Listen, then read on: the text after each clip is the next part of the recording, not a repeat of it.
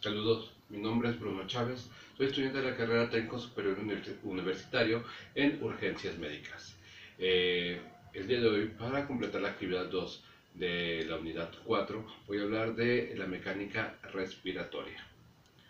Comenzaré a grosso modo explicando que la mecánica respiratoria habla de todos los procesos que intervienen en la captación del oxígeno, desde el aire de la atmósfera ingresa hacia las vías aéreas hasta los alvéolos y cómo en los alvéolos se extrae el oxígeno que viajará a la sangre para ser llevado a todas las células y que estas puedan hacer su función fisiológica. Bueno, comenzaremos con los primeros mecanismos. El primer mecanismo se refiere a la ventilación pulmonar. Este tiene dos fases, el de inspiración y el de expiración. Básicamente se lleva de la siguiente forma. El diafragma, que es un músculo que se encuentra a la base de los pulmones, se contrae y esto hace que baje. Al igual que los músculos intercostales hacen que las costillas se expandan. Esto hace que la capacidad torácica se expanda y se genere una presión negativa, lo cual obliga al aire a ingresar. Por el contrario, la fase de inspiración, el músculo diafragma se relaja y va hacia arriba, al igual que los músculos intercostales, también se relajan y hacen que las costillas se contraigan, se bajen. Esto reduce la capacidad torácica generando una presión positiva, lo cual hace que el aire salga. Para explicarlo vamos a utilizar este modelo anatómico. La membrana que tenemos aquí abajo representa el diafragma. Los dos globitos que tenemos en medio representan los pulmones. Bueno, básicamente lo que hace el diafragma al momento de contraerse es irse hacia abajo y este movimiento amplía el tamaño del espacio torácico y genera una presión negativa, lo que obliga a los pulmones a expandirse. Cuando ocurre todo lo contrario en la fase de inspiración, el músculo de diafragma se contrae y sube, y esto hace que los pulmones se generen ellos una presión negativa y a la vez que estos pulmones empujan el aire hacia afuera. Bueno, vamos a explicar la siguiente fase. La siguiente fase habla de la presión pulmonar y tiene que ver con la hematosis. La hematosis, básicamente, bueno, del proceso anterior, el aire queda en los alvéolos. Ahí es donde se extrae el oxígeno. El oxígeno va a ingresar hacia los capilares que rodean al alvéolo. Esto se genera gracias a que la presión parcial de oxígeno en el alvéolo es mayor que la que está en el capilar.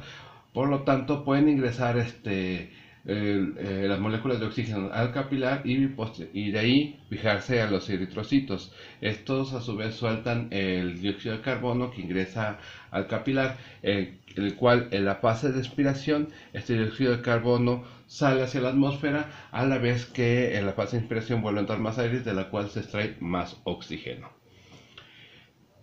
El siguiente proceso tiene que ver con la presionística y habla del transporte.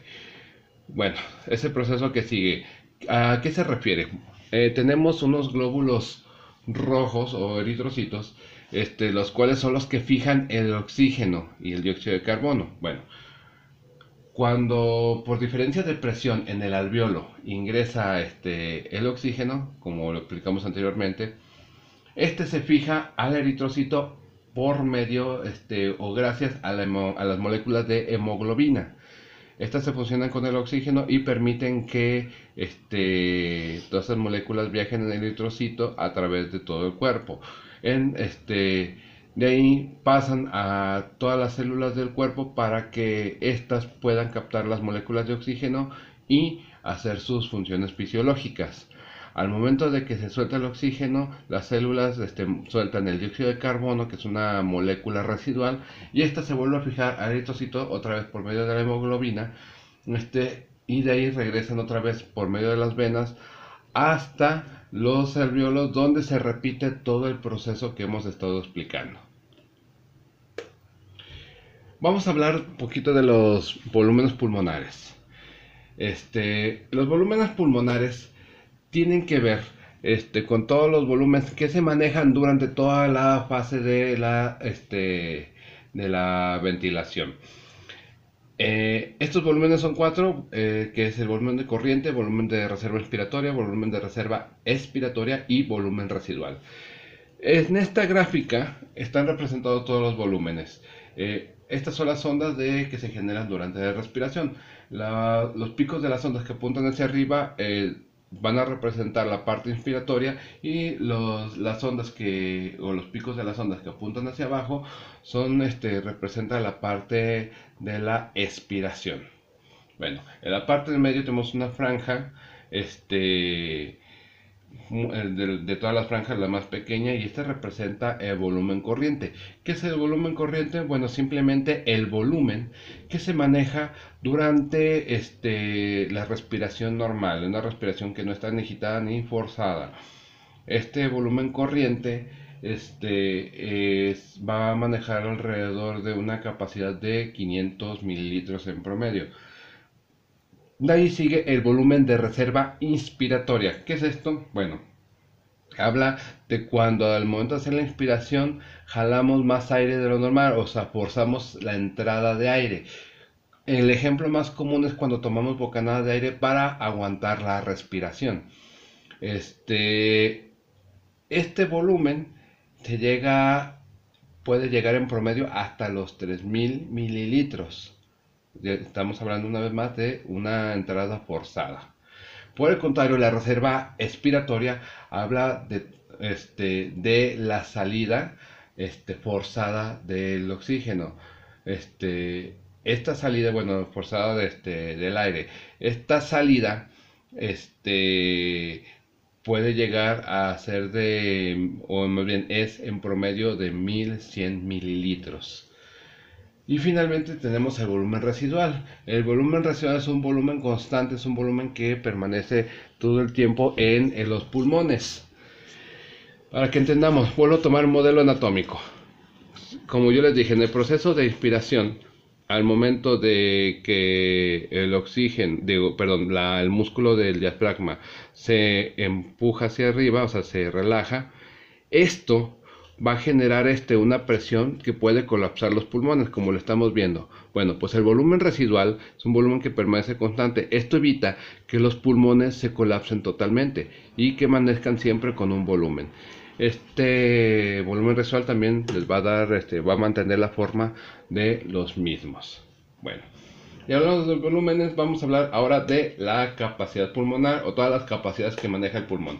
Estas se derivan de los volúmenes que mencioné anteriormente. La gráfica que mostramos a continuación es igual. Tiene las mismas ondas, y los picos de arriba representan la inspiración y los de abajo la expiración. Vamos a hablar con el primero, que es la capacidad inspiratoria. La capacidad inspiratoria se saca sumando el volumen corriente con el volumen de residual de inspiración.